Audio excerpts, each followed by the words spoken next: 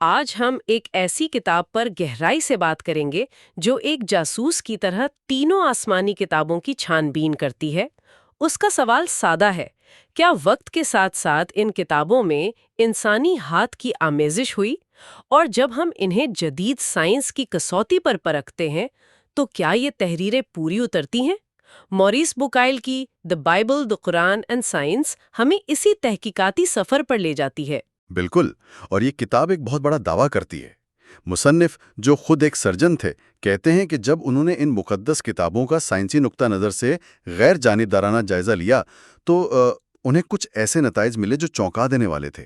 ان کا کہنا ہے کہ ایک طرف بائبل ہے جس میں سائنسی لحاظ سے بہت سی ناقابل قبول باتیں ہیں، اور دوسری طرف قرآن جس میں ایک بھی بیان جدید سائنس سے نہیں ٹکراتا۔ یہ تو بہت ہی بولڈ کلیم ہے۔ تو آئیے اس انویسٹیگیشن کو شروع کرتے ہیں۔ کتاب کے مطابق اس ساری بحث کا سٹارٹنگ پوائنٹ کیا ہے؟ کتاب کا پہلا چیپٹر ہے انٹروڈکشن۔ یہاں مصنف ایک بنیاد رکھتے ہیں۔ وہ کہتے ہیں کہ قرآن خود مسلمانوں کو پچھلی کتابوں یعنی تورات اور انجیل پر ایمان لانے کا کہتا ہے، لیکن ساتھ ہی مغرب میں اسلام اور قرآن کے بارے میں صدیوں تک لا علمی رہی۔ مصنف کے مطابق یہ صورتحال سیکنڈ ویٹیکن کاؤنسل کے بعد کچھ بدلنا شروع ہوئی، جب عیسائی اور مسلم دنیا میں ڈائیلاگ کا آغاز ہوا۔ اچھا، یعنی ایک دوسرے کو سمجھنے کی کوشش شروع ہوئی۔ لیکن مصنف کا اپنا مقصد کیا تھا؟ وہ کیا ثابت کرنا چاہتے تھے؟ ان کا بنیادی مقصد یہ جانچنا تھا کہ ان کتابوں کے جو ورژنز آج ہمارے پاس ہیں وہ کتنے اوتھینٹک ہیں۔ وہ فوراً ایک بڑا فرق بتاتے ہیں۔ ان کے مطابق بائبل کی وحی بالواسطہ ہے، یعنی یہ لوگوں کے بیانات ہیں کہ انہوں نے کیا دیکھا یا سنا، جبکہ قرآن ایک ایسی وحی ہے جو براہ راست نازل ہوئی اور اسے فوراً لکھا اور حفظ کر لیا گیا۔ صحیح۔ یہی وہ بنیاد ہے جس پر پوری کتاب کھڑی ہے۔ ٹھیک ہے، یہ واقعی بڑا دعویٰ ہے۔ تو اگر مصنف کا کہنا ہے کہ بائبل اور قرآن میں فرق ہے تو ہمیں پہلے بائبل کی تاریخ کو سمجھنا ہوگا۔ اولڈ ٹیسٹمنٹ، جسے یہودی تورات بھی کہتے ہیں، اس کی شروعات کہاں سے ہوئی؟ کتاب کے مطابق یہ آج کی شکل میں کیسے پہنچی؟ یہیں سے اصل کہانی شروع ہوتی ہے۔ اگلا چیپٹر ہے دی اولڈ ٹیسٹمنٹ۔ عام طور پر لوگ سمجھتے ہیں کہ اولڈ ٹیسٹمنٹ ایک کتاب ہے جو خدا نے نازل کی، لیکن مصنف کہتے ہیں کہ یہ بالکل غلط ہے۔ یہ ایک کتاب نہیں بلکہ درجنوں کتابوں کا ایک کلیکشن ہے جو سینکڑوں سالوں میں لکھا گیا۔ اور سب سے حیران کن بات یہ ہے کہ تیسری صدی قبل مسیح میں ہی اس کا کوئی ایک متفقہ ہیبرو ورژن نہیں تھا، بلکہ کم از کم 1 منٹ، یعنی شروع سے ہی اس کے مختلف ورژنز موجود تھے۔ اس کا تو مطلب ہے کہ اصل متن کو محفوظ رکھنے کا کوئی ایک سینٹرل سسٹم نہیں تھا۔ بالکل یہی پوائنٹ ہے۔ مصنف کہتے ہیں کہ 2000 سالوں میں مختلف ترجموں، ترامیم اور انسانی غلطیوں کی وجہ سے اصل متن میں بہت کچھ بدلتا گیا۔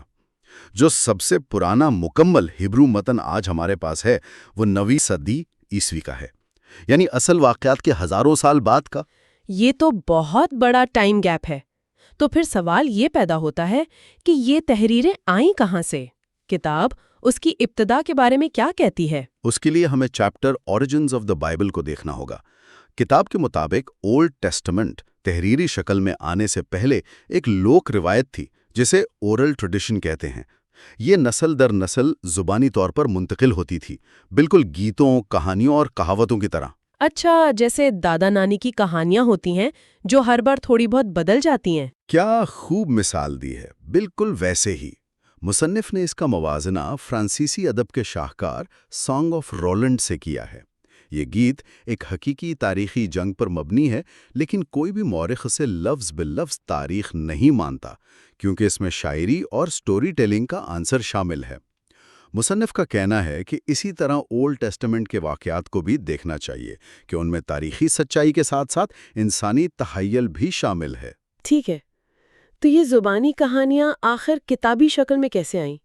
خاص طور پر پہلی 5 کتابیں، جینیسس، ایگزڈس وغیرہ، ان کے بارے میں کیا تحقیق سامنے آئی؟ یہاں سب سے چونکا دینے والی بات سامنے آتی ہے جس کا ذکر chapter the books of the old testament میں ہے۔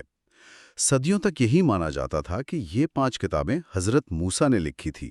نیو ٹیسٹمنٹ میں بھی یہی لکھا ہے، لیکن اب ماہرین اس نظریے کو مکمل طور پر مسترد کر چکے ہیں۔ لیکن کیوں؟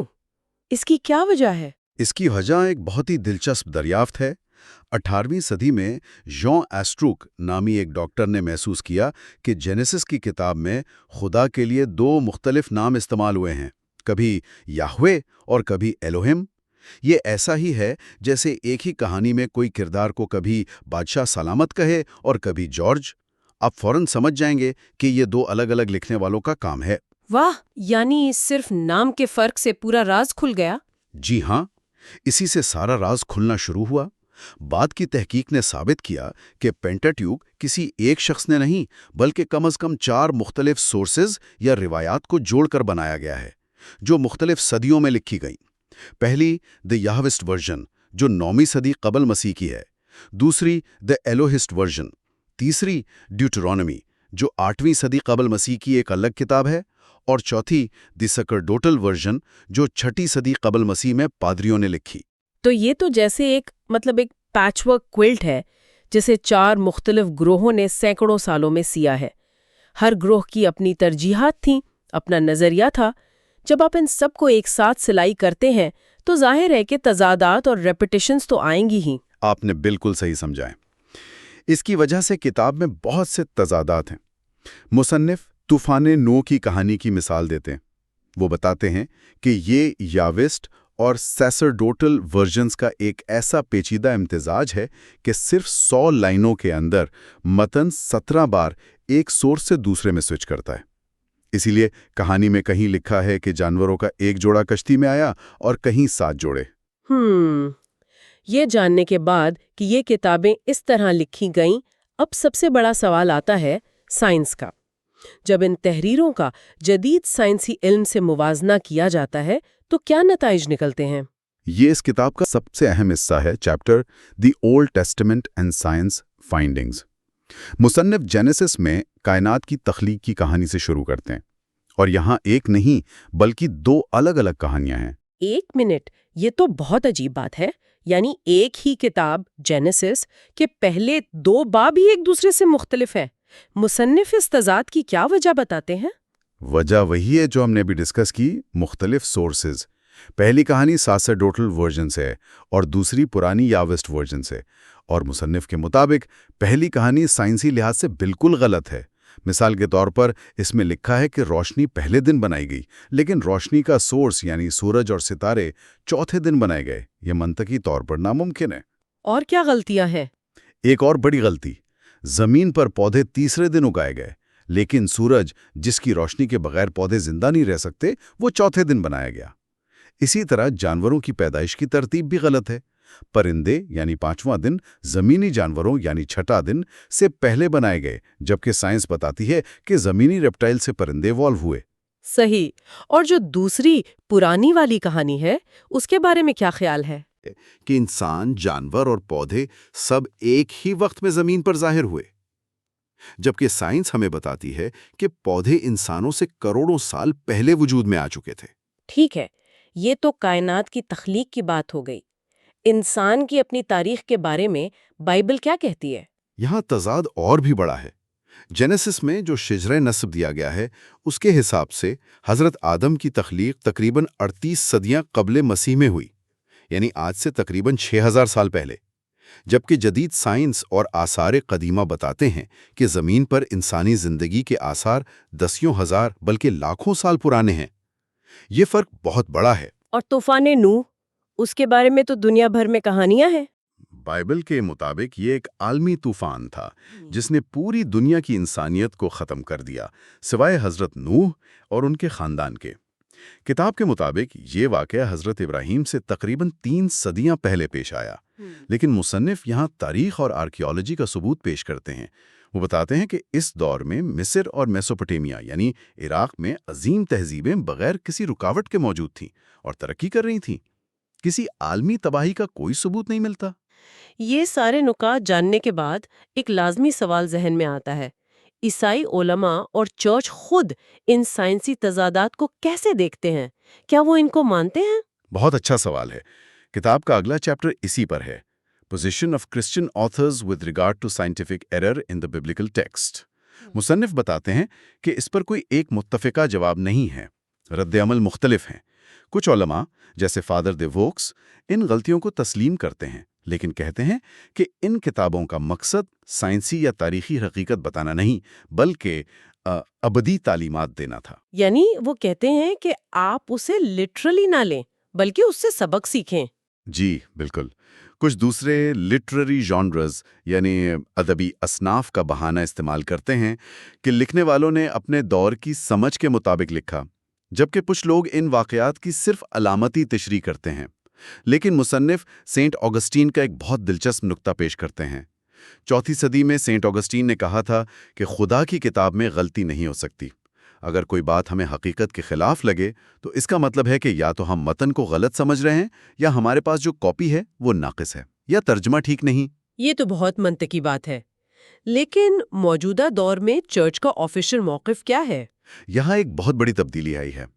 مصنف بتاتے ہیں کہ سیکنڈ ویٹیکن کاؤنسل جو 1962 سے 1965 تک ہوئی، اس نے سرکاری طور پر یہ تسلیم کیا کہ اولڈ ٹیسٹمنٹ کی کتابوں میں امپرفیکٹ اور آبسلیٹ یعنی نامکمل اور فرسودہ مواد موجود ہے۔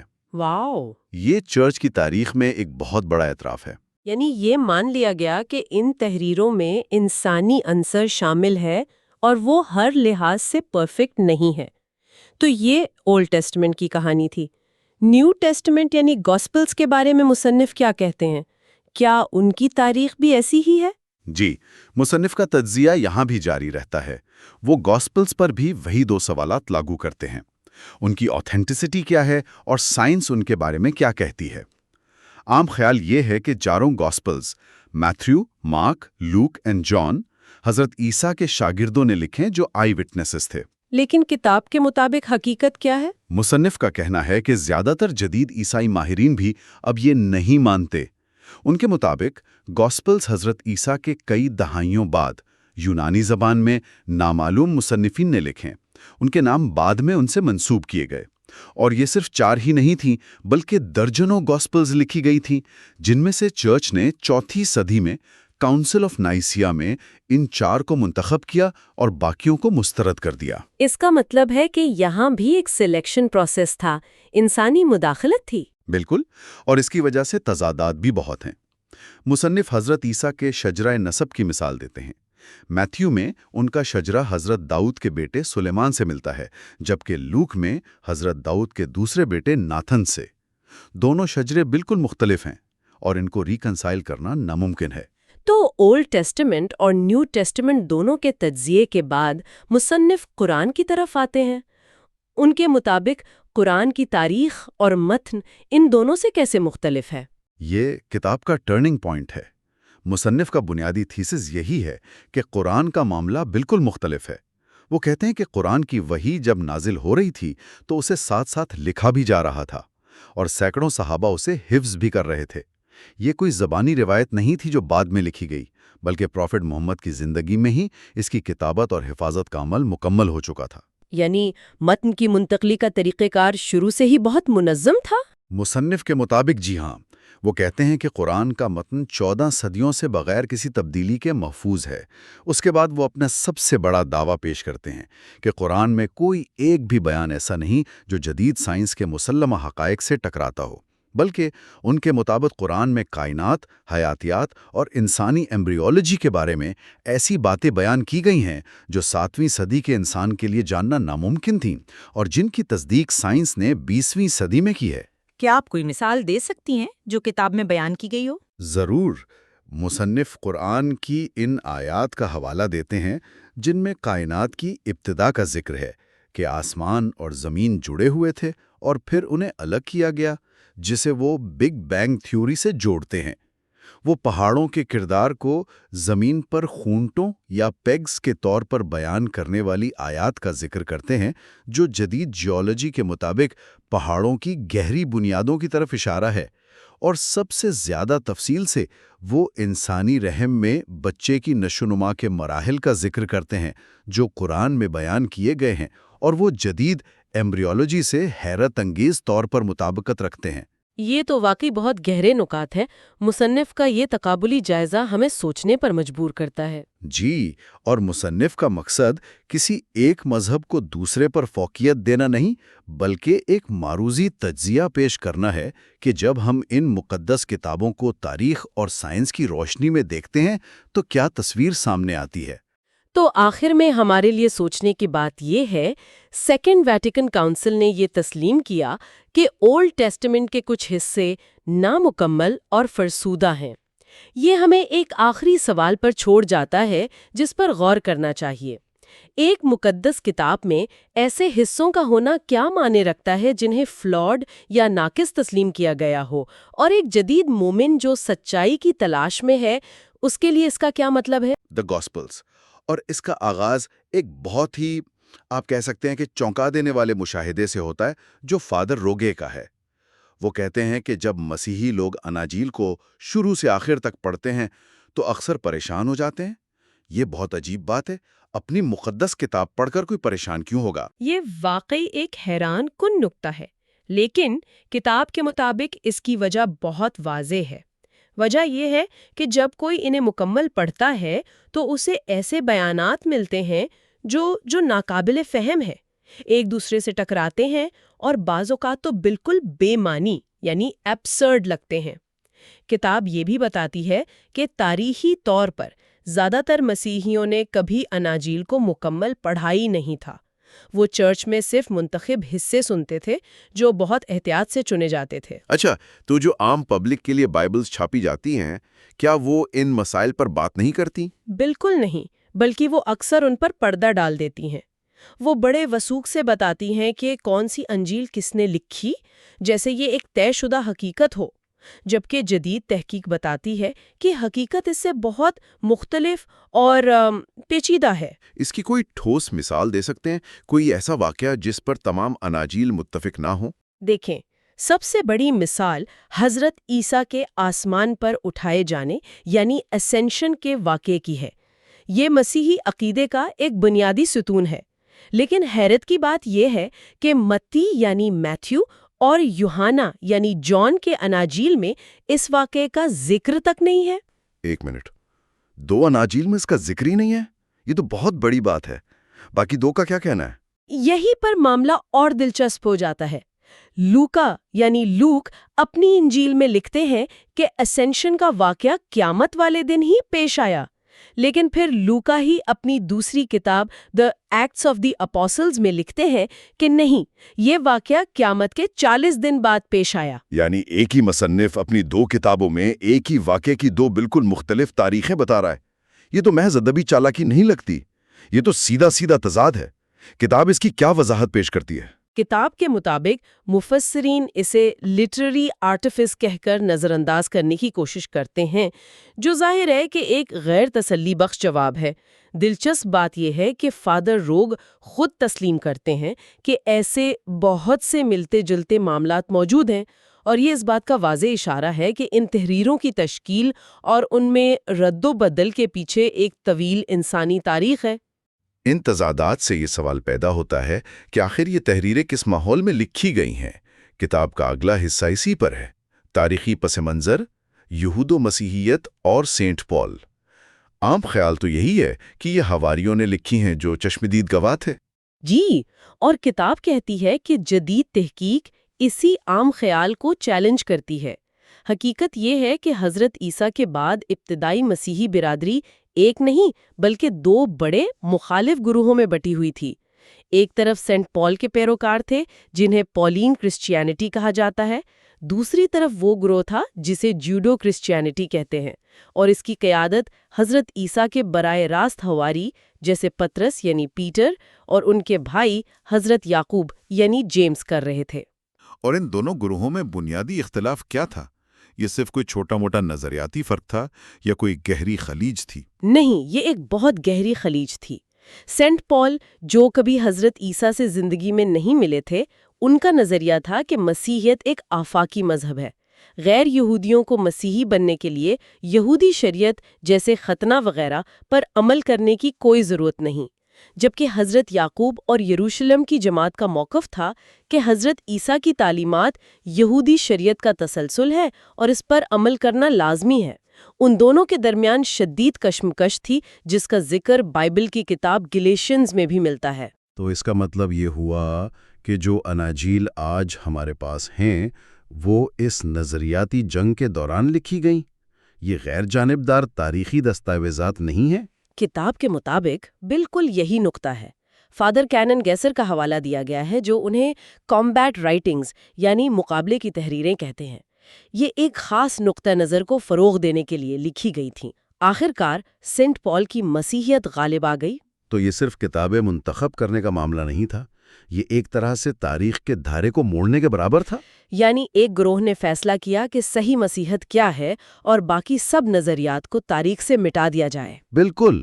جب پال کا گروہ غالب آیا تو انہوں نے اپنی الہامی کتابوں کا ایک آفیشل مجموعہ ترتیب دیا جسے کینن کہا جاتا ہے۔ اس عمل میں تقریباً 100 کے قریب دیگر اناجیل اور تحریروں کو مسترد کر دیا گیا اور انہیں اپوکریفا یعنی غیر مستند قرار دے دیا گیا۔ جو 4 اناجیل آج ہمارے پاس ہے وہ اسی فاتح گروہ کا انتخاب ہے۔ یہ تو ایک بالکل مختلف تصویر پیش کرتا ہے۔ اب ہم آتے ہیں کتاب کے اگلے حصے پر، 4 اناجیل، ذرائع اور تاریخ۔ تو یہ کتابیں کب لکھی گئیں اور انہیں یہ آفیشل کینن کا درجہ کب ملا؟ کتاب کے مطابق انہیں تقریباً 170 عیسوی کے آس پاس مستند یعنی کینونک حیثیت ملنا شروع ہوئی۔ یہ حضرت عیسیٰ کے کوئی 140 سال بعد کی بات ہے، اور سب سے اہم بات یہ ہے کہ یہ حواریوں کی لکھی ہوئی یادداشتیں نہیں ہیں۔ یہ دراصل زبانی روایات یعنی اورل ٹریڈیشنز پر مبنی ہے، جو کم از کم 30 سے 40 سال تک سینہ بہ سینہ منتقل ہوتی رہیں۔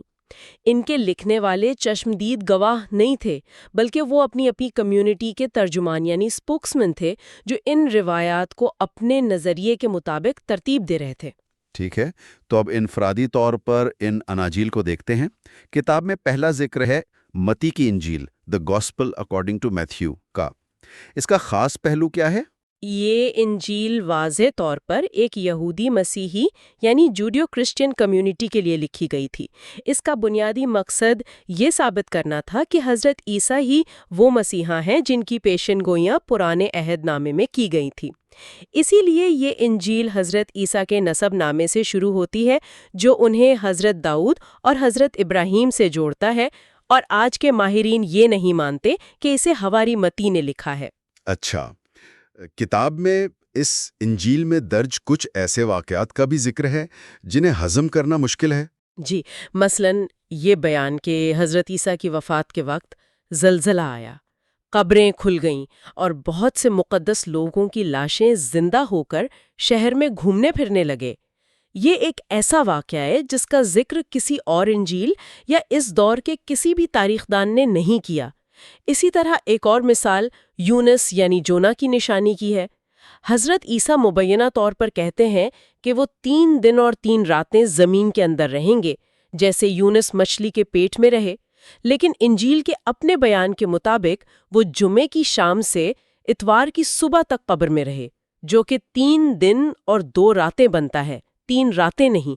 یہ تو تفصیلات میں بڑی گڑبڑ ہے۔ اچھا، آپ نے بتایا کہ متی کی انجیل ایک یہود مسیحی کمیونٹی کے لیے لکھی گئی تھی، لیکن کتاب کے مطابق مرکز کی انجیل، دی گاسپل اکارڈنگ ٹو مارک، جو اس سے بھی پرانی ہے، اس کا مقصد اور انداز بالکل مختلف تھا، اور اس کے لکھنے والے کو تو اناڑی تک کہا گیا ہے۔ یہ بہت عجیب بات ہے۔ جی، مرکز کی انجیل کو قدیم ترین اور سب سے مختصر انجیل مانا جاتا ہے۔ کتاب کے مطابق اس کا مصنف بھی حضرت عیسیٰ کا شاگرد نہیں تھا۔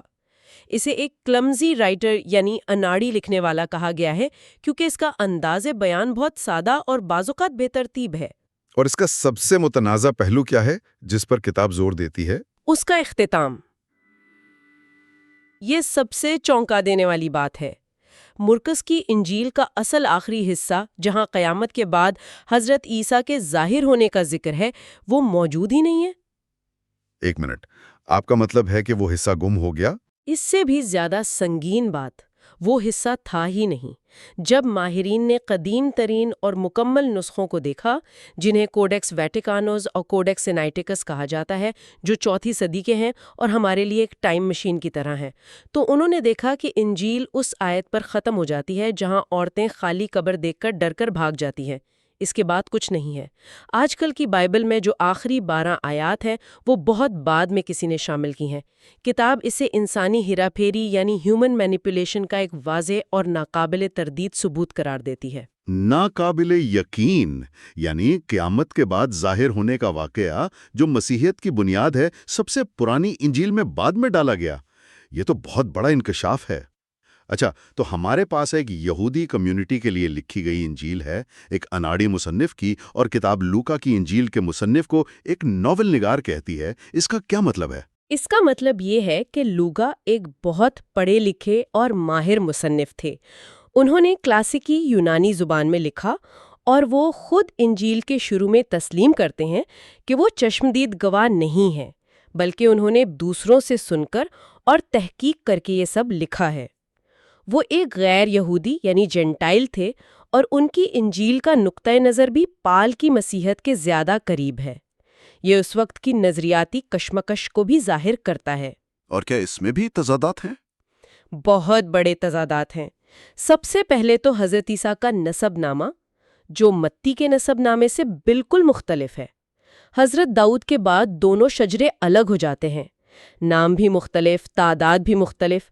دوسرا، جیسا ہم نے شروع میں بات کی، لوکا اسینشن کے واقعے پر خود اپنی ہی دوسری کتاب سے اختلاف کرتے ہیں۔ اور آخر میں آتی ہے یوحنا کی انجیل، دی گاسپل اکارڈنگ ٹو جان، جسے کتاب ایک مختلف دنیا کہتی ہے۔ یہ باقی تینوں سے اتنی مختلف کیوں ہے؟ یہ واقعی ایک الگ دنیا ہے۔ اس کا انداز، اس کی زبان، واقعات کا انتخاب، حتیٰ کہ جغرافیہ بھی باقی 3 اناجیل، جنہیں سینوپٹک گاسپلز کہا جاتا ہے، سے بالکل مختلف ہے۔ اس کے مصنف پر بھی شدید بحث ہے، اور اب یہ مانا جاتا ہے کہ اسے غالباً ایک شخص نے نہیں بلکہ ایک پوری کمیونٹی نے مختلف مراحل میں لکھا اور ترتیب دیا۔ کتاب کے مطابق اس میں سب سے حیران کن اومیشن یعنی کمی کیا ہے؟ اس میں عشاء ربانی یعنی یوکرسٹ یا لاسٹ سپر کے قیام کا کوئی ذکر نہیں، یعنی وہ واقعہ جہاں حضرت عیسیٰ نے روٹی اور مے کو اپنا جسم اور خون قرار دیا، جو آج کیتھولک اور پروٹسٹنٹ عبادت کا سب سے مرکزی عمل ہے۔ یوحنا کی انجیل میں اس کا ذکر تک نہیں ہے۔ یہ ناقابل یقین ہے، یعنی یوحنا، جنہیں حضرت عیسیٰ کا سب سے قریبی شاگرد مانا جاتا ہے، وہ مسیحی عبادت کے اس بنیادی ترین عمل کو بیان کرنا ہی بھول گئے۔ یہ کیسے ممکن ہو سکتا ہے؟ کتاب کے مطابق یہ ناممکن لگتا ہے، اور یہ اس بات کی طرف اشارہ کرتا ہے کہ یوحنا کی انجیل کا مقصد اور الہیات یعنی تھیولوجی باقی تینوں سے بہت مختلف تھی۔ یہ سب کچھ بہت پیچیدہ ہے، اتنے سارے تضادات، مختلف اندازوں اور اومیشنز۔ آخر ان سب کی وجہ کیا ہے؟ کتاب کا اگلا حصہ ہے اناجیل کے ذرائع، سورسز آف دا گاسپلز۔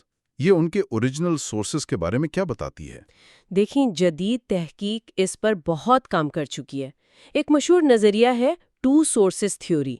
یہ کہتا ہے کہ متی اور لوکا دونوں نے اپنی معلومات 2 ذرائع سے لیں، ایک تو مرکز کی انجیل سے، اور دوسرا ایک اور گمشدہ دستاویز سے، جسے جرمن اسکالرز کویل یا کیو کہتے ہیں۔ یہ کیو غالباً حضرت عیسیٰ کے اقوال کا ایک مجموعہ تھا۔ لیکن اب اس سے بھی زیادہ پیچیدہ نظریات موجود ہیں، جو یہ بتاتے ہیں کہ حتمی اناجیل تک پہنچنے سے پہلے کئی بنیادی دستاویزات، درمیانی ورژنز اور ترامیم کا ایک طویل سلسلہ تھا۔ اس پورے عمل میں روایات کو مسلسل بدلا اور ڈھالا گیا، یعنی آلٹرڈ اینڈ اڈیپٹڈ کیا گیا۔ سائنسی نقطہ نظر سے کیا مسئلہ ہے؟ یہاں 2 بڑے مسائل ہیں۔ پہلا اور سب سے بنیادی مسئلہ تو یہ ہے کہ متی اور لوکا دونوں میں جو نسب نامے دیے گئے ہیں وہ حضرت یوسف کے ہیں، جو مسیحی عقیدے کے مطابق حضرت عیسیٰ کے حیاتیاتی والد تھے ہی نہیں۔ تو منطقی طور پر یہ حضرت عیسیٰ کا نسب نامہ نہیں ہے۔ ٹھیک ہے، یہ ایک منطقی نقطہ ہے۔ دوسرا مسئلہ کیا ہے؟ دوسرا مسئلہ سائنس سے براہ راست ٹکراؤ ہے۔ لوکا کا نسب نامہ حضرت آدم سے حضرت ابراہیم تک صرف 20 نسلیں بتاتا ہے، اگر ان نسلوں کے حساب سے وقت کا تخمینہ لگایا جائے تو اس کا مطلب یہ نکلتا ہے کہ انسان زمین پر تقریباً 3800 قبل مسیح میں ظاہر ہوا۔ یہ بات آج کی آرکیولوجی، پیلیونٹولوجی اور جیولوجی کے تمام شواہد کے بالکل خلاف ہے۔ سائنس ثابت کر چکی ہے کہ انسان لاکھوں سال سے زمین پر موجود ہے۔ اور سائنسی مسئلے کے علاوہ یہ دونوں نسب نامے آپس میں بھی تو مطابقت نہیں رکھتے، جیسا آپ نے پہلے ذکر کیا۔ بالکل۔ حضرت داؤد یعنی ڈیوڈ کے بعد دونوں شجرے مکمل طور پر الگ ہو جاتے ہیں۔ نہ صرف نام الگ ہیں بلکہ نسلوں کی تعداد بھی مختلف ہے۔ اس سے بھی دلچسپ بات متی کی انجیل میں ہے۔ مصنف نے اپنا نسب نامہ 14 اور 14 نسلوں کے 3 گروہوں میں تقسیم کیا ہے۔ کتاب بتاتی ہے کہ یہ 14 کا ہنسا پورا کرنے کے لیے مصنف نے جان بوجھ کر پرانے عہد نامے میں درج کئی بادشاہوں کے نام حذف کر دیے، اور اس کے باوجود جب آپ آخری لسٹ کو گنتے ہیں تو اس میں 14 کے بجائے صرف 13 نام نکلتے ہیں۔ یہ ایک واضح ریاضی کی غلطی ہے۔ یعنی اپنا ایک خاص پیٹرن پورا کرنے کے لیے تاریخی حقائق کو توڑا مروڑا گیا اور پھر بھی حساب کتاب میں غلطی ہو گئی۔ اچھا، کتاب کے آخری حصے میں حضرت عیسیٰ کی زندگی کے آخری ایام کے بیانات کے تضادات پر بھی بات کی گئی ہے۔ اس میں ایک بہت خاص نقطہ ہے حضرت عیسیٰ کے آخری مکالمے اور یوحنا کی انجیل کا paraclete, Jesus's last dialogues, the paraclete of John's gospel. یہ پیراکلیٹ کیا ہے؟ یوحنا کی انجیل میں حضرت عیسیٰ کی ایک طویل آلودائی تقریر ہے۔ اس میں وہ اپنے شاگردوں سے وعدہ کرتے ہیں کہ ان کے جانے کے بعد خدا ایک پیراکلیٹ بھیجے گا جو ان کی رہنمائی کرے گا۔ عام مسیحی ترجمہ اس کا مطلب کنسولر یا ایڈوکیٹ کرتا ہے، اور اس کی شناخت روح القدس یعنی ہولی اسپرٹ سے کی جاتی ہے۔ ٹھیک ہے، تو کتاب اس میں کیا مسئلہ دیکھتی ہے؟ کتاب ایک بہت ہی باریک لیکن اہم لسانی اور منطقی مسئلے کی نشاندہی کرتی ہے۔ یوحنا 16:13 میں حضرت عیسیٰ اس آنے والے کے بارے میں کہتے ہیں، وہ اپنی طرف سے کچھ نہیں کہے گا بلکہ جو کچھ سنے گا وہی کہے گا۔ یہاں 2 یونانی فعل استعمال ہوئے ہیں، اکوو یعنی سننا اور لیلیو یعنی بولنا۔ اس میں منطقی مسئلہ کیا ہے؟ اسے آسان لفظوں میں یوں سمجھیں، متن کہتا ہے کہ آنے والا سنے گا اور پھر بولے گا۔ یہ جسمانی افعال ہیں۔ کتاب کا نقطہ یہ ہے کہ ایک غیر مادی روح جیسے روح القدس کو سننے کے لیے کانوں اور بولنے کے لیے زبان کی ضرورت نہیں ہوتی۔ یہ الفاظ ایک ایسے وجود کی طرف اشارہ کرتے ہیں جس کے پاس سننے اور بولنے کے اعضاء ہوں، یعنی ایک انسان۔ کتاب کے مطابق اگر روح القدس کے الفاظ کو بعد کا اضافہ مانا جائے تو یہ متن ایک انسانی پیغمبر کی پیشن گوئی بن جاتا ہے جو خدا کا کلام سنے گا اور اسے لوگوں تک پہنچائے گا۔ یہ ممکن ہے کہ چرچ کی تعلیمات کہ حضرت عیسیٰ آخری نبی تھے سے مطابقت پیدا کرنے کے لیے یہ تشریح بعد میں شامل کی گئی ہو۔ اور مصنف کا مین پوائنٹ یہ ہے کہ قرآن اور سائنس میں کوئی ٹکراؤ نہیں ہے، بلکہ ایک حیرت انگیز ہم آہنگی ہے۔ بالکل، جبکہ عام طور پر، خاص طور پر مغرب میں، یہ سمجھا جاتا ہے کہ مذہب اور سائنس 2 الگ الگ چیزیں ہیں۔ صحیح۔ مصنف یہیں سے بات شروع کرتے ہیں کہ مغرب میں اسلام کے بارے میں کتنی غلط فہمیاں ہیں، اور یہ صرف عام لوگوں میں نہیں ہیں۔ اچھا؟ جی، پڑھے لکھے طبقے میں بھی۔ انہوں نے ایک بڑی مثال دی ہے یونیورسل انسائکلوپیڈیا کی۔ وہاں ایک پروفیسر نے لکھا کہ قرآن ایک خود نوشت یعنی آٹو بایوگرافی ہے جسے خدا نے پیغمبر کو لکھوایا۔ ایک منٹ، آٹو بایوگرافی، یہ تو بنیادی طور پر ہی غلط ہے۔ بالکل غلط ہے۔ قرآن تو ایک تبلیغ ہے، وحی ہے، اس کا آٹو بایوگرافی سے کوئی تعلق ہی نہیں۔ لیکن کتاب کے مطابق اب رویوں میں کچھ تبدیلی آ رہی ہے۔ جی، مصنف ویٹیکن کی ایک دستاویز کا حوالہ دیتے ہیں، عیسائیوں اور مسلمانوں کے درمیان مکالمے کے لیے رہنما اصول۔ اچھا، اس سے ایک نیا موقف سامنے آتا ہے۔ جی، اس میں ماضی کے تعصبات کو صاف کرنے کی بات کی گئی ہے۔ مثال کے طور پر یہ کہنا کہ مسلمانوں کا اللہ عیسائیوں کے خدا سے مختلف ہے، جبکہ اللہ تو صرف خدا کے لیے عربی لفظ ہے۔ بالکل، عربی بولنے والے عیسائی بھی یہی لفظ استعمال کرتے ہیں۔ اسی طرح اسلامی جبر یا جہاد کا غلط مطلب مقدس جنگ نکالنا، ان سب تعصبات کو رد کیا گیا ہے۔ تو اس سارے پس منظر کے بعد مصنف اپنے ذاتی سفر پر آتے ہیں۔ جی، وہ بتاتے ہیں کہ شروع میں ان کا اسلام پر کوئی ایمان نہیں تھا، لیکن جب انہوں نے قرآن کا مطالعہ جدید سائنسی علم کی روشنی میں کیا تو وہ حیران رہ گئے۔ انہیں کیا ملا؟ انہیں 1300 سال پرانے متن میں ایسے بیانات ملے جو آج کی سائنس سے مکمل مطابقت رکھتے تھے اور ایک بھی سائنسی غلطی نہیں تھی۔ اسی تجربے نے انہیں عربی سیکھنے پر مجبور کیا۔ چلیں اب کتاب کے اصل موضوعات کی طرف آتے ہیں۔ سب سے پہلے بات کی گئی ہے قرآن کی اصلیت اور اس کی تحریر کا طریقہ پر۔ یہ بہت اہم سوال ہے کہ آج ہمارے پاس جو قرآن ہے کیا وہ اصلی ہے؟ صحیح۔ مصنف کے مطابق قرآن کو اسی وجہ سے ایک منفرد مقام حاصل ہے کہ اس کا متن غیر متنازع طور پر اصلی ہے۔ اور اس کی وجہ؟ اس کی بنیادی وجہ یہ ہے کہ اسے پیغمبر اسلام کے زمانے میں ہی لکھ لیا گیا تھا۔ پہلی وحی میں ہی قلم کا ذکر تھا، جس سے لکھنے کی اہمیت واضح ہوتی ہے۔ تو یہ لکھنے کا عمل ہوتا کیسے تھا؟ مطلب کیا کوئی ایک کتاب تھی؟ نہیں، کتاب نہیں۔ جب بھی کوئی وحی نازل ہوتی، پیغمبر اسے کاتبوں کو لکھواتے اور پھر ان سے دوبارہ سن کر اس کی تصحیح کرتے۔ اچھا۔ اور ہر سال رمضان میں وہ جبرائیل کے ساتھ اب تک نازل شدہ تمام قرآن کی تلاوت کرتے تھے۔ تو ان کی وفات کے بعد اسے ایک کتاب کی شکل دی گئی؟ جی، پہلے خلیفہ ابو بکر کے دور میں تمام تحریری مواد اور حافظوں کی مدد سے اسے ایک مکمل کتاب میں جمع کیا گیا۔ اور پھر جو تیسرے خلیفہ عثمان کے دور میں ہوا، جب کچھ نسخوں کو جلا دیا گیا تھا؟ ہاں، تب تک اسلامی ریاست پھیل چکی تھی اور متن میں اختلاف کا خطرہ تھا، تو انہوں نے اسی مصدقہ نسخے کی نقول تیار کروا کر پوری اسلامی دنیا میں بھیج دی تاکہ متن میں کوئی اختلاف پیدا نہ ہو۔ ٹھیک ہے، تو متن کی اصلیت قائم کرنے کے بعد مصنف کائنات کی تخلیق پر آتے ہیں۔ اگلا باب ہے آسمانوں اور زمین کی تخلیق۔ جی، اور یہاں بائبل کے برعکس قرآن میں تخلیق کا کوئی مسلسل بیان نہیں ہے۔ اچھا، تو پھر کیسے ہے؟ مختلف صورتوں میں بکھری ہوئی آیات ہیں جو تخلیق کے مختلف پہلوؤں پر روشنی ڈالتی ہیں۔ ایک اہم نقطہ تخلیق کے 6 ادوار کا ہے۔ بائبل میں تو 6 دن کا ذکر ہے۔ قرآن میں بھی 6 ایام کا ذکر ہے، لیکن عربی لفظ یوم کا مطلب صرف 24 گھنٹے کا دن نہیں، اس کا مطلب ایک طویل عرصہ، ایک پیریڈ بھی ہو سکتا ہے، اور جدید مفسرین اسی معنی کو ترجیح دیتے ہیں۔ یہ تو کائنات کی تشکیل کے طویل سائنسی نظریے سے مطابقت رکھتا ہے۔ بالکل۔ اچھا، اور زمین اور آسمانوں کی تخلیق کی ترتیب کے بارے میں کیا کہا گیا ہے؟ قرآن اس بارے میں کوئی واضح ترتیب نہیں دیتا، کچھ آیات میں زمین کا ذکر پہلے ہے، کچھ میں آسمانوں کا۔ اس سے کیا ظاہر ہوتا ہے؟ اس سے یہ ظاہر ہوتا ہے کہ دونوں کی تخلیق کے مراحل ایک دوسرے سے جڑے ہوئے تھے، اور یہ جدید سائنسی نظریے کے مطابق ہے، جس کے مطابق سورج اور زمین جیسے سیارے ایک ہی بنیادی مادے یعنی نیبولا سے بقوقت بنے۔ اور کائنات کی بالکل ابتدا کے بارے میں، بگ بینگ کے بارے میں؟ یہ سب سے دلچسپ بات ہے۔ سورت 21 آیت 30 میں کہا گیا ہے کہ آسمان اور زمین جڑے ہوئے تھے، پھر ہم نے انہیں الگ کر دیا۔ یہ تو بگ بینگ تھیری کی طرف واضح اشارہ ہے۔ بالکل، اور سورت 41 آیت 11 میں ذکر ہے کہ آسمان ابتدا میں دھواں یعنی سموک تھا۔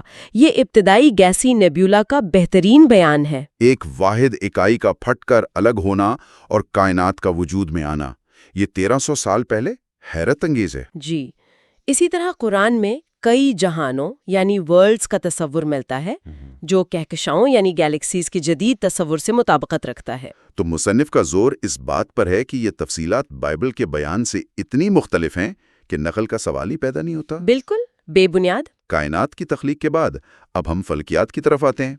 اگلا باب ہے قرآن میں فلکیات۔ قرآن میں آسمانوں پر بہت غور و فکر کیا گیا ہے۔ اچھا، جیسے کہ؟ جیسے سورج کو چمکتا چراغ یعنی سراج کہا گیا، اور چاند کو روشنی یعنی نور۔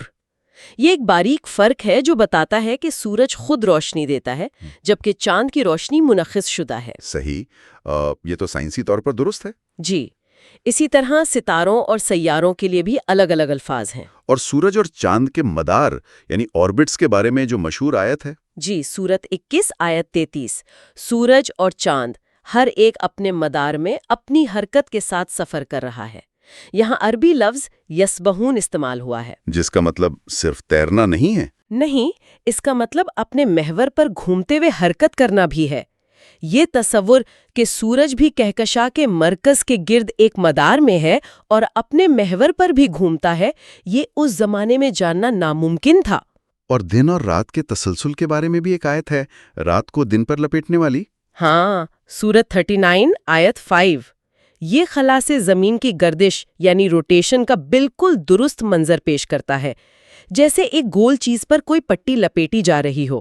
یہ اس وقت کہا گیا جب زمین کو چپٹا سمجھا جاتا تھا۔ بالکل۔ اور پھر کائنات کے پھیلاؤ یعنی ایکسپینشن آف دا یونیورس کا نظریہ، جو جدید سائنس کی سب سے بڑی دریافتوں میں سے ایک ہے۔ سورت 51 آیت 47 میں ہے، آسمان کو ہم نے طاقت سے بنایا اور یقیناً ہم اسے پھیلا رہے ہیں۔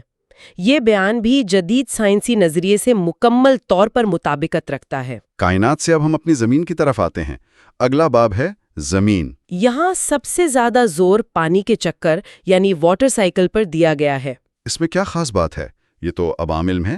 آج عام ہے، لیکن اس زمانے میں ارسطو جیسے مفکرین کے غلط نظریات عام تھے۔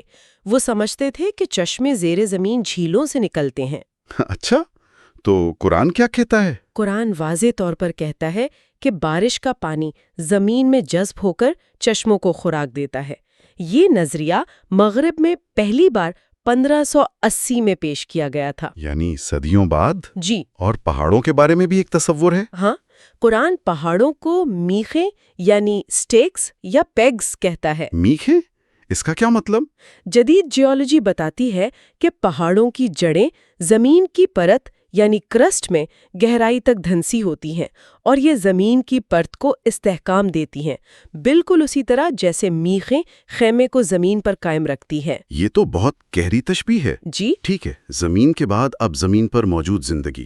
اگلا باب ہے حیوانی اور نباتاتی دنیا۔ زندگی کے ابتدا کے بارے میں قرآن کا بنیادی بیان ہے کہ ہم نے ہر جاندار چیز کو پانی سے پیدا کیا۔ یہ تو جدید سائنس کا بھی بنیادی اصول ہے۔ بالکل، کہ زندگی پانی میں شروع ہوئی اور پانی تمام خلیوں کا لازمی جزو ہے۔ اور پودوں کے بارے میں؟ قرآن پودوں میں جوڑوں یعنی پیئرز کے وجود کا ذکر کرتا ہے۔ یہ نباتات میں نر اور مادہ کے تصور کی طرف اشارہ ہے، جو اس وقت ایک غیر معروف سائنسی حقیقت تھی۔ جانوروں کی دنیا کے بارے میں کتاب میں دودھ کے ماخذ والی مثال بہت دلچسپ ہے۔ ہاں، وہ سب سے اہم ہے۔ سورت 16 آیت 66 میں بتایا گیا ہے کہ دودھ آنتوں کے مواد اور خون کے درمیان ایک ملاپ سے بنتا ہے۔ یہ تو بہت اسپیسیفک ہے۔ یہ عمل انہضام یعنی ڈائجیشن کا ایک انتہائی درست بیان ہے۔ غذائی اجزاء آنتوں سے خون میں جذب ہو کر میمری گلینڈز تک پہنچتے ہیں اور دودھ بناتے ہیں۔ یہ علم نزول قرآن کے وقت کسی کے پاس نہیں تھا۔ یہ واقعی حیران کن ہے۔ تو کائنات، آسمان، زمین اور جانوروں کے بعد کتاب کا آخری موضوع انسان خود ہے۔ باب ہے انسانی تولید۔ جی، ہیومن ریپروڈکشن۔ اس موضوع پر قدیم تحریریں افسانوں سے بھری ہوئی ہیں۔ لیکن قرآن اس سے مختلف ہے۔ بالکل، قرآن میں بیان کردہ مراحل جدید سائنسی علم سے پوری طرح ہم آہنگ ہیں۔ پہلا مرحلہ نطفہ یعنی مائع کے ایک بہت چھوٹے حصے سے تخلیق کا ہے۔ یہ اس حقیقت سے مطابقت رکھتا ہے کہ لاکھوں سپرم میں سے صرف ایک انڈے کو فرٹیلائز کرتا ہے۔ صحیح۔ اس کے بعد انڈے کے رحم میں ٹھہرنے کا مرحلہ ہے، جس کے لیے علق کا لفظ استعمال ہوا ہے، جس کا عام ترجمہ خون کا لوتھڑا کیا جاتا ہے، جو کہ سائنسی طور پر غلط ہے۔ مصنف بتاتے ہیں کہ علق کا اصل مطلب ہے چمٹنے والی چیز۔ یہ رحم کی دیوار سے ایمبریو کے جڑنے یعنی امپلانٹیشن کی بالکل درست طبی تفصیل ہے۔ اور اس کے بعد کے مراحل؟ علق کے بعد مضغہ کا مرحلہ آتا ہے، یعنی چبائے ہوئے گوشت جیسا لوتھڑا۔ چبایا ہوا گوشت؟ جی، اس کے بعد اس میں ہڈیاں بنتی ہیں اور پھر ہڈیوں پر گوشت یعنی لحم چڑھایا جاتا ہے۔ یہ ترتیب جدید ایمبریولوجی کے مطابق بالکل درست ہے۔ پہلے ہڈیوں کا ڈھانچہ اور پھر مسلز؟ مصنف کا کہنا ہے کہ یہ تمام تفصیلات کسی ایسے شخص کے لیے بیان کرنا ناممکن تھا جو 1400 سال پہلے رہتا ہو۔ اور کتاب میں صرف نظریاتی باتیں نہیں ہیں، بلکہ عملی زندگی کے لیے بھی رہنمائی ہے۔ جی، ازدواجی تعلقات کو کھیتی یعنی ٹلتھ سے تشبیہ دی گئی ہے، جس سے تولید کے مقصد کی اہمیت واضح ہوتی ہے، اور ان آیات کے حوالے سے معنی حمل یعنی کانٹرسیپشن جیسے مسائل پر بھی بحث کی جاتی ہے۔ مصنف کا کہنا ہے کہ جب بائبل میں بیان کردہ واقعات کا سائنسی تجزیہ کیا جاتا ہے تو کئی جگہوں پر تضادات ملتے ہیں، اچھا، لیکن جب وہی تجزیہ قرآن پر کیا جاتا ہے تو نتیجہ بالکل مختلف ہوتا ہے۔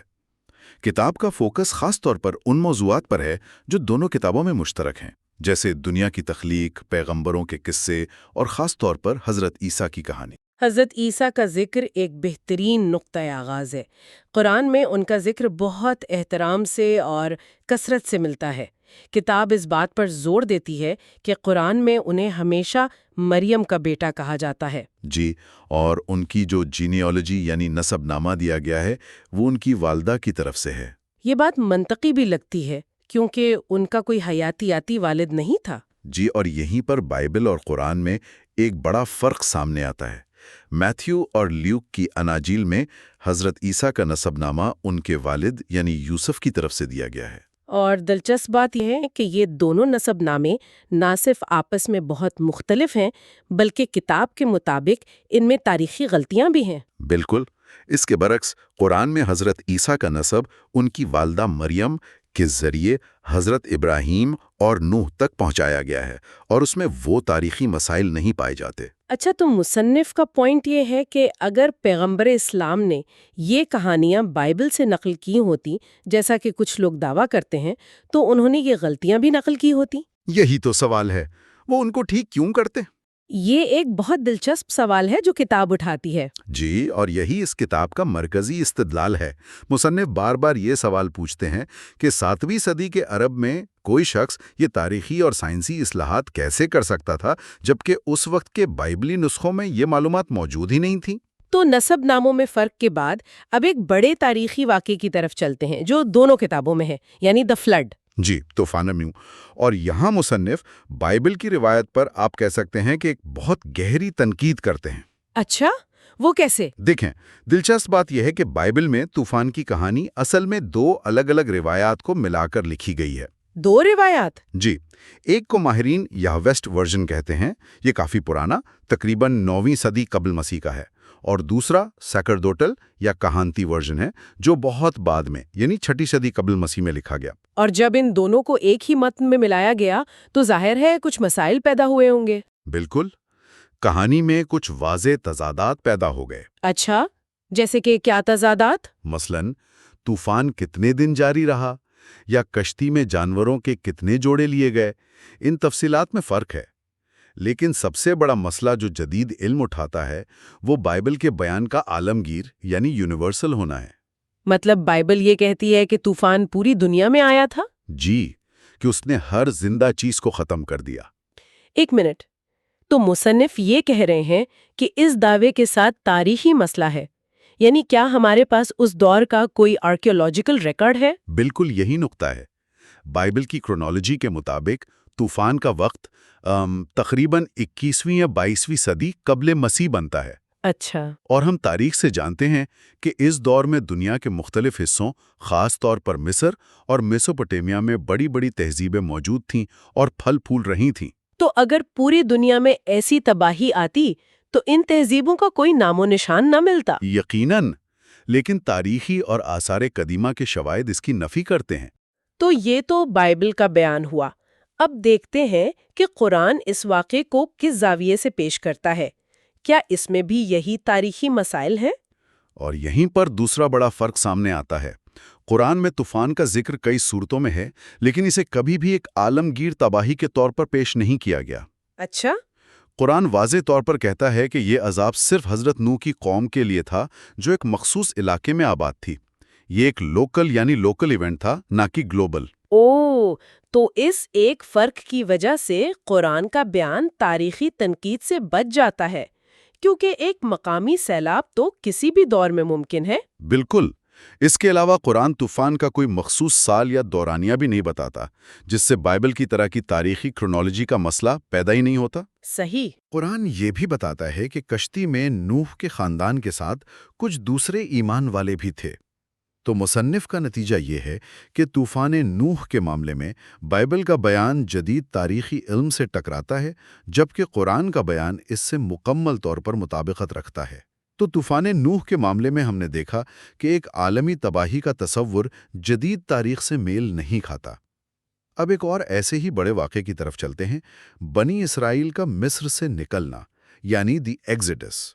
जी, यहाँ मुसन्निफ कहते हैं कि मामला बहुत दिलचस्प हो जाता है क्योंकि यहाँ आसारे कदीमा और तारीख हमें कुछ ठोस सुराग देते हैं। जी, खुरूज की कहानी बाइबल और कुरान दोनों में बहुत तफसील से बयान हुई है। बाइबल के मुताबिक बनी इसराइल पर जुल्म एक ऐसे फिरौन ने शुरू किया जो यूसुफ को नहीं जानता था। और उसने उनसे पिथौम और रेमेसेस नामी शहर बनवाए।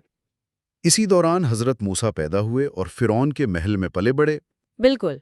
और फिर वो मदियन चले गए और बाइबल कहती है कि उनके वहाँ क़याम के दौरान मिस्र का बादशाह मर गया। उसके बाद वो उसके जानशीन यानी नए फिरौन के पास वापस आए। सही। और फिर वो मशहूर वाक़यात हुए, मिस्र पर आने वाली आफतें और आखिरकार बनी इसराइल का फरार। फिरौन ने अपनी फौज के साथ उनका पीछा किया और समंदर में डूब गया। बाइबल बहुत वाज़ेह है कि फिरौन समेत उसकी फौज का एक भी आदमी न बचा। जी, इसका मतलब है कि फिरौन समंदर में हलाक हो गया, लेकिन उसकी लाश का क्या हुआ, इस पर बाइबल बिल्कुल खामोश है। जी बिल्कुल खामोश है। ठीक है, अब कुरान का वर्जन देखते हैं। कुरान की कहानी भी मोटे तौर पर ऐसी ही है, लेकिन कुछ तफसीलात मुख्तलिफ हैं। जी, जैसे कुरान में शहरों के नाम नहीं हैं, लेकिन फिरौन की मौत के बारे में कुरान एक बहुत ही हैरान कुन तफसील बयान करता है। वो क्या? और यही इस पूरे तज्जिए का सबसे चौंका देने वाला हिस्सा है।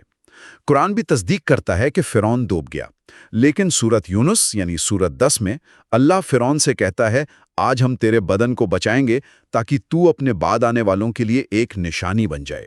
ये एक एक्स्ट्राऑर्डिनरी स्टेटमेंट है। बिल्कुल। अब इन दोनों बयानात को जदीद तारीख की कसौटी पर परखते हैं। मुसन्निफ इस टाइमलाइन को कैसे जोड़ते हैं? यहाँ से असल डिटेक्टिव वर्क शुरू होता है। बाइबल में रामसीस शहर का जिक्र एक बहुत बड़ा क्लू है। कैसे? देखिए, तारीख हमें बताती है कि ये शहर मशहूर फिरौन रमसीस सेकंड ने बसाया था। इसका मतलब है कि जुल्म करने वाला फिरौन रमसीस सेकंड ही था। अच्छा। फिर बाइबल कहती है कि मूसा के मदियन में क़याम के दौरान ये फिरौन मर गया, तो खुरूज का वाक़या लाज़िमन इसके जानशीन मरनिप्ता के दौर में हुआ होगा। लेकिन क्या ये सिर्फ एक थ्योरी है या इसके पीछे कोई ठोस तारीखी सबूत भी है? क्योंकि फिरौनों के नाम तो बहुत से हैं, हम इतने यकीन से कैसे कह सकते हैं कि यही दो फिरौन थे? मुसन्निफ इसके लिए टाइमलाइन को देखते हैं। रामसीस सेकंड ने बहुत लंबा अरसा तकरीबन 67 साल हुकूमत की और उसके जानशीन मरनेप्ता ने भी कम से कम 10 साल हुकूमत की। और हजरत मूसा की उम्र उस वक्त 80 साल बताई जाती है। बिल्कुल, ये टाइमलाइन बिल्कुल फिट बैठती है। यानी वो रामेसिस II के शुरू में पैदा हुए, उसकी मौत के वक्त मदियन में थे और फिर मरनेप्ता के पास वापस आए। ये तो वाकई दिलचस्प है। लेकिन अब आते हैं सबसे बड़े सवाल पर, फिरौन की लाश। कुरान का दावा बहुत बड़ा है कि उसकी लाश को महफूज किया जाएगा। इसका क्या बना? यहाँ आकर कहानी एक साइंसी थ्रिलर बन जाती है। 1400 साल तक कुरान का ये दावा एक मुअम्मा बना रहा। सही। लेकिन 1898 में मिस्र के इलाके थीब्स में माहिरीन आसारे कदीमा को एक ममी मिली। जब उसकी शनाख्त की गई तो पता चला कि ये मरनेप्था की ममी है, यानी रामेसिस II का बेटा और जानशीन। एक मिनट, वही फिरौन जो हमारी टाइमलाइन में खुरूज का फिरौन है। ये बात तो वाकई जहन घुमा देने वाली है। यानी कुरान में 1400 साल पहले ये कहा गया कि फिरौन की लाश महफूज रखी जाएगी, और फिर 19वीं सदी के आखिर में माहिरीन को बिल्कुल उसी फिरौन की ममी मिल जाती है जिसका जिक्र कहानी में है। यही तो वो सवाल है जो मुसन्निफ उठाते हैं। ये कैसे मुमकिन है? वो बताते हैं कि उन्होंने खुद 1975 में कायरा के म्यूजियम में उस मम्मी का मुआयना किया और डॉक्टरों की एक टीम ने भी इसका जायजा लिया। मम्मी पर शदीद चोटों के निशानात थे जो डूबने की वजह से हो सकते हैं। और वो मम्मी आज भी मौजूद है? जी, आज वो मम्मी कायरा म्यूजियम में मौजूद है और कुरान के इस बयान की एक ठोस मादी तस्दीक के तौर पर देखी जा सकती है। ये उस किताब के सबसे मजबूत दलाइल में से एक है। थोड़े तवक्कुफ के बाद, ये वाकई एक ऐसा नुक्ता है जो सुनने वाले को सोचने पर मजबूर करता है। अच्छा, अब तक किताब का मुवाजना कुरान और बाइबल के दरमियान था, لیکن اسلام میں قرآن کے علاوہ ایک اور اہم ماخذ حدیث بھی ہے۔ جی کیا مصنف اس پر بھی یہی سائنٹیفک لینس اپلائی کرتے ہیں؟ جی بالکل، اور یہاں آ کر بحث اور بھی نیوانسڈ ہو جاتی ہے۔ مصنف واضح کرتے ہیں کہ احادیث پیغمبر اسلام کے اقوال اور افعال کا مجموعہ ہیں، جنہیں ان کی وفات کے کافی عرصے بعد زبانی روایت کی بنیاد پر جمع کیا گیا۔ اور ان میں بخاری اور مسلم کی کتابوں کو سب سے مستند مانا جاتا ہے۔ صحیح۔ تو مصنف کے مطابق جب احادیث کا سائنسی تجزیہ کیا جاتا ہے تو کیا نتیجہ نکلتا ہے؟ یہاں قرآن اور حدیث میں ایک واضح فرق نظر آتا ہے۔ مصنف کا کہنا ہے کہ قرآن میں کوئی ایک بھی بیان ایسا نہیں جو ثابت شدہ سائنسی حقائق سے ٹکراتا ہو، لیکن احادیث میں کچھ ایسی باتیں ملتی ہیں جو اس دور کے عام تصورات کی عکاسی کرتی ہیں اور آج کی سائنس انہیں قبول نہیں کرتی۔ کوئی مثال دے سکتے ہیں؟ کتاب میں کئی مثالیں ہیں، جیسے ایک حدیث میں سورج کے غروب ہونے کے بعد عرش کے نیچے سجدہ کرنے کا ذکر ہے۔ ایک اور حدیث جنین کی نشوونما کو 40 دن کے مراحل میں بیان کرتی ہے، جو جدید ایمبریولوجی سے پوری طرح مطابقت نہیں رکھتی۔ اچھا۔ اسی طرح طب سے متعلق کچھ احادیث ہیں، جیسے بخار کو جہنم کی گرمی کا اثر قرار دینا یا مکھی کے ایک پر میں بیماری اور دوسرے میں شفا ہونے کا تصور۔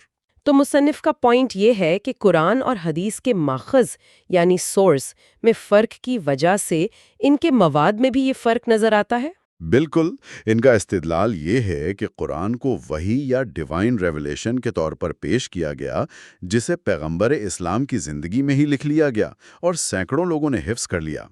اس کی حفاظت کا ایک بہت سخت نظام تھا۔ اس کے برعکس احادیث پیغمبر کے ذاتی اقوال تھے۔ جی، جنہیں اس طرح محفوظ نہیں کیا گیا، بلکہ وہ نسل در نسل زبانی طور پر منتقل ہوتے رہے اور بعد میں انہیں جمع کیا گیا۔ اس عمل میں غلطی کا امکان موجود تھا۔ تو یہ موازنہ قرآن کی منفرد حیثیت کو مزید واضح کرتا ہے۔ یقیناً۔ تو اس پوری بحث کا خلاصہ کیا ہے؟ اگر ہم اس کتاب کے تمام دلائل کو ایک جگہ جمع کریں تو کیا نتیجہ نکلتا ہے؟ خلاصہ یہ ہے کہ مصنف 3 مختلف قسم کے متن کا موازنہ کر رہے ہیں۔ پہلا، پرانا عہد نامہ یعنی اولڈ ٹیسٹمنٹ، جو ان کے مطابق تقریباً 900 سال کے طویل عرصے میں لکھی گئی مختلف تحریروں کا ایک مجموعہ ہے، جس میں وقت کے ساتھ انسانی تبدیلیاں اور اضافے ہوتے رہے۔ اور دوسرا، اناجیل یعنی گاسپلز، جی، جو عینی شاہدین نے نہیں لکھیں، بلکہ ان زبانی روایات پر مبنی ہیں جو کئی دہائیوں تک سینہ بسینہ منتقل ہوتی رہیں، جس کی وجہ سے ان میں تضادات اور ناقابل یقین باتیں شامل ہو گئیں۔ اور تیسرا متن قرآن ہے۔ بالکل، اس کے برعکس قرآن کی تاریخ بالکل مختلف ہے۔ یہ 20 سال سے کچھ زیادہ عرصے میں نازل ہوا، پیغمبر کی زندگی میں ہی اسے مکمل طور پر لکھا گیا اور ہزاروں لوگوں نے اسے حفظ کیا۔ اور اس کی تدوین کا کام ان کی وفات کے فوراً بعد مکمل ہو گیا، جس نے اس کے متن کو ہمیشہ کے لیے محفوظ کر دیا۔ جی، اسی تاریخی فرق کی وجہ سے مصنف کے مطابق قرآن نہ صرف اندرونی تضادات سے پاک ہے، بلکہ جدید سائنسی حقائق کے ساتھ اس کی مطابقت حیران کن ہے۔ تو جو ہم نے طوفان نوح اور خروج کے واقعات میں دیکھا، وہ اسی بڑے پیٹرن کا حصہ ہے۔ بائبل میں ایسے بیانات ہیں جو سائنسی اور تاریخی طور پر پرابلمیٹک ہیں، جبکہ قرآن کا بیان ان مسائل سے پاک ہے۔ بالکل، اور یہ فرق اس الزام کو بھی کمزور کرتا ہے کہ پیغمبر اسلام نے بائبل سے مواد نقل کیا تھا۔ اگر نقل کیا ہوتا تو غلطیاں بھی ساتھ آتیں۔ صحیح۔ اور آخر میں جب قرآن کا موازنہ حدیث سے کیا جاتا ہے تو قرآن کی سائنسی درستگی اور بھی نمایاں ہو کر سامنے آتی ہے۔ تو اس سب کا کیا مطلب ہے؟ مصنف قاری کو ایک بہت بڑے سوال کے ساتھ چھوڑ دیتے ہیں۔ جی، وہ کہتے ہیں کہ یہ تمام ذرائع ایک تفصیلی موازنہ پیش کرتے ہیں۔ کچھ مت میں تاریخی تضادات ہیں، کچھ میں اس دور کے عام انسانی تصورات ہیں، اور ایک متن ایسا ہے جس میں ایسی سائنسی باتیں ہیں جن کا 7ویں صدی کے انسان کو علم ہونا ناممکن تھا۔ تو آخری سوال جو ہمارے سامنے رہ جاتا ہے وہ یہ ہے، اگر یہ سائنسی بصیرت اس دور کے کسی انسان کی نہیں تھی تو اس کے ماخذ کے بارے میں یہ کیا ظاہر کرتا ہے؟ اور یہی وہ سوال ہے جس پر سوچنے کے لیے یہ کتاب دعوت دیتی ہے۔